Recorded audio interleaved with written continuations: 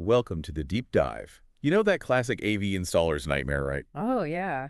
Finding the perfect spot for a display, but There is zero power infrastructure. I don't. Exactly. You find the absolute perfect spot. Maybe it's a sleek conference room wall or a signage niche. Right, but there's no outlet. None. Yeah. And you're looking at running conduit, calling an electrician, and tearing up drywall just to plug the thing in. It basically turns a 2-hour install into a 2-day construction project. I mean, that last mile of power delivery is usually the bottleneck that completely blows up the budget. Which is exactly why we are looking at the Just Add Power VBS-HDIP-709P2P today. That is a mouthful. It is, yeah.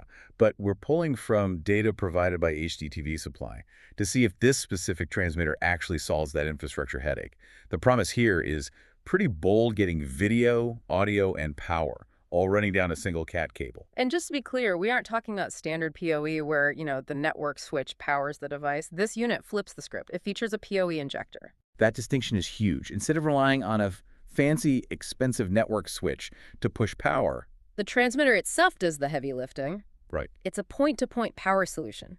The transmitter takes a 20-watt input at the source, so down in the rack or the media cupboard, and pushes that electricity down the Ethernet line to the receiver. So the receiver behind the TV doesn't even need a wall wart. Zero local power required at the display end. You just plug in the source, and the receiver wakes up. Wow.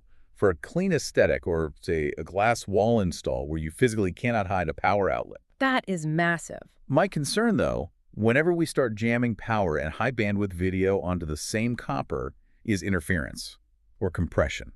Are we crushing the video quality just to make room for the voltage? You'd think so, but the specs suggest otherwise. This isn't a low bitrate stream. It handles bandwidth between 180 and 500 millips. That is plenty of headroom. It is. It supports resolutions up to 4096 by 2160. That's true DCI 4K, not just the consumer Ultra HD standard. So you're getting cinema-level resolution support. And I noticed they didn't skimp on the audio side either. It passes all lossless audio formats. Plus, it wraps the whole thing in AES-128 encryption. Nice. Yeah, if you are deploying this in a corporate boardroom or a government facility, that stream is locked down. It's not just an open broadcast on the wire. Now, beyond the raw specs, there is one feature in the documentation that stood out as a real quality-of-life tool for IT managers. Oh, the image pull feature. Yes, image pull.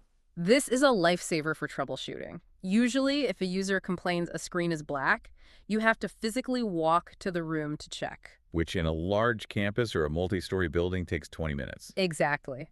With image pull, the device converts the video into a 10 frame per second MJPEG stream. So you can pull that up in a web browser or a control dashboard.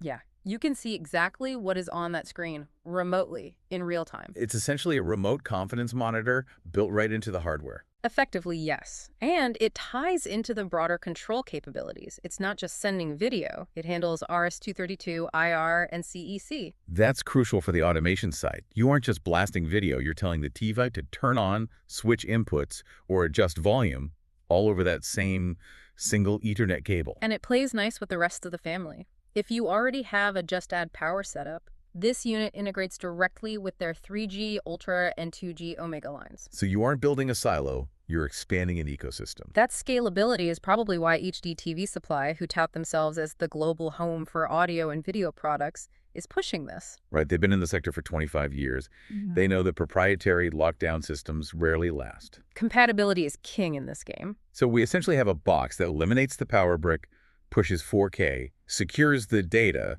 and lets you troubleshoot from your desk. It represents a shift in how we view infrastructure. We are moving away from the rat's nest and toward a streamlined, data-driven architecture. It does make you wonder, though. If we remove the constraint of the power outlet, if you can truly put a screen anywhere a generic CAT cable can reach, how does that change interior design for you? Oh, that's interesting. Are we going to start seeing displays in places we never considered before just because the friction of installation is completely gone? That is the next frontier. Something for you to mull over. Thanks for joining us on this deep dive. We'll catch you on the next one.